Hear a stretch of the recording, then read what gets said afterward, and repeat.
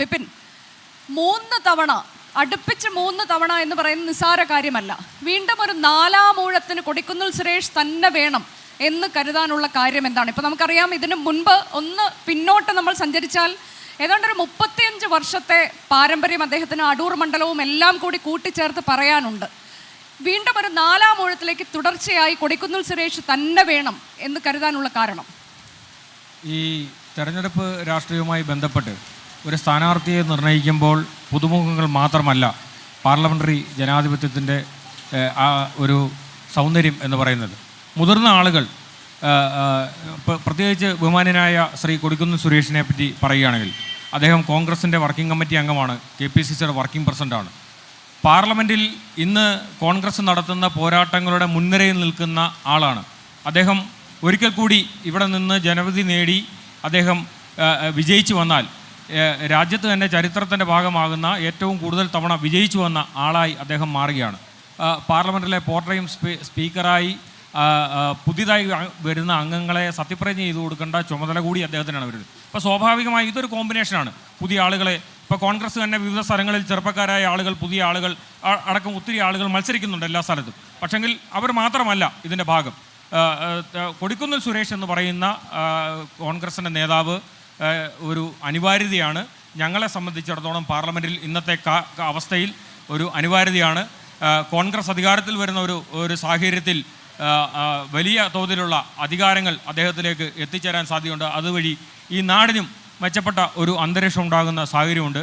അതുകൊണ്ട് തന്നെ കോൺഗ്രസിനെ സംബന്ധിച്ച് അദ്ദേഹം ഒരു ഏറ്റവും പ്രധാനപ്പെട്ട നേതാക്കന്മാരിൽ ഒരാളായി തന്നെയാണ് ഞങ്ങൾ ആ രൂപത്തിൽ അദ്ദേഹത്തെ കാണുന്നത്. മണ്ഡലത്തെ സംബന്ധിച്ച് അദ്ദേഹം എത്രത്തോളം അനിവാര്യനാണ്, കൂടുതൽ അദ്ദേഹത്തിൻ്റെ ആവശ്യകത എങ്ങനെയാണ് എന്നതാണ് വിലയിരുത്തൽ?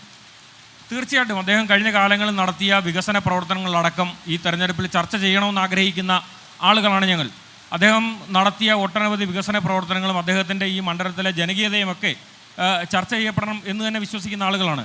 ഈ കേരളത്തിലെ തന്നെ മറ്റ് പാർലമെൻറ്റ് മെമ്പർമാരെ എടുത്ത് പരിശോധിച്ച് നോക്കിയാൽ 2-3 MP ഓഫീസുകൾ മെയിൻറ്റെയിൻ ചെയ്യുന്ന ആ MP ഓഫീസുകളിൽ ജനങ്ങൾക്ക് ഏത് നിമിഷവും കയറി ചെല്ലാൻ സാധിക്കുന്ന ഒരു അന്തരീക്ഷമുള്ള മറ്റൊരു സ്ഥലമുണ്ടെന്ന് പോലും ഞങ്ങൾ ആരും കരുതുന്നില്ല.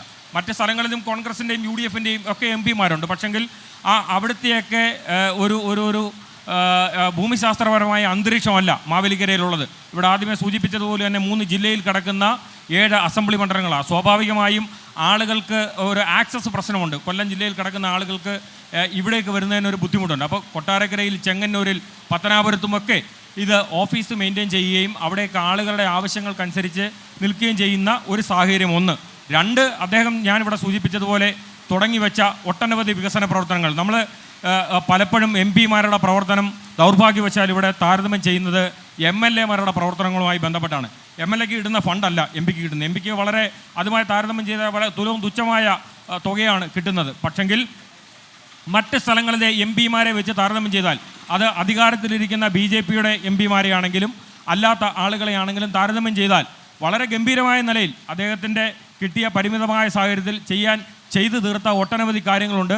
അത് നമുക്ക് ഉദാഹരണം. പരിമിതമായ സാഹചര്യം എന്ന് പറയുമ്പോൾ ഉദ്ദേശിക്കുന്നത് എന്താണ്? കൃത്യം 3 ടേം തുടർച്ചയായി ഈ പരിമിതമായ സാഹചര്യം എന്ന് പറയുമ്പോൾ എന്താണ് ഉദ്ദേശിക്കുന്നത്? പരിമിതമായ സാഹചര്യം എന്ന് പറഞ്ഞു കഴിഞ്ഞാൽ ഇപ്പോൾ ഈ കഴിഞ്ഞ 5 വർഷക്കാലത്തിനിടയിൽ ഒരു പ്രതിപക്ഷ MP എന്ന നിലയിൽ BJP ചില രാഷ്ട്രീയമായ നീക്കങ്ങളും അല്ലെങ്കിൽ ആ നിലയിലുള്ള പ്രതിരോധങ്ങളും പൊതുവിൽ തീർത്തത് നമുക്കെല്ലാ ആളുകൾക്കും അറിയാം. രാജ്യത്ത് ഒരു കാലത്തും ഉണ്ടാകാത്ത തരത്തിൽ പ്രതിഷേധമുയർത്തുന്ന, ജനാധിപത്യപരമായ രീതിയിൽ പ്രതിഷേധമുയർത്തുന്ന മുഴുവൻ MP മാരെയും പാർലമെൻറ്റിൽ നിന്ന് സസ്പെൻഡ് ചെയ്തുകൊണ്ട് തങ്ങൾക്ക് അപ്പം ചുട്ടെടുക്കുന്നത് പോലെ BJPക്ക് അനുകൂലമായ നിലയിൽ നിയമങ്ങൾ നടപ്പാക്കുന്ന അടക്കമുള്ള ഒട്ടനവധി രാഷ്ട്രീയ സാഹചര്യം, ആ സാഹചര്യത്തെയാണ് ആ രൂപത്തിൽ വിശേഷിപ്പിച്ചതെന്നുള്ളതേ ഉള്ളൂ.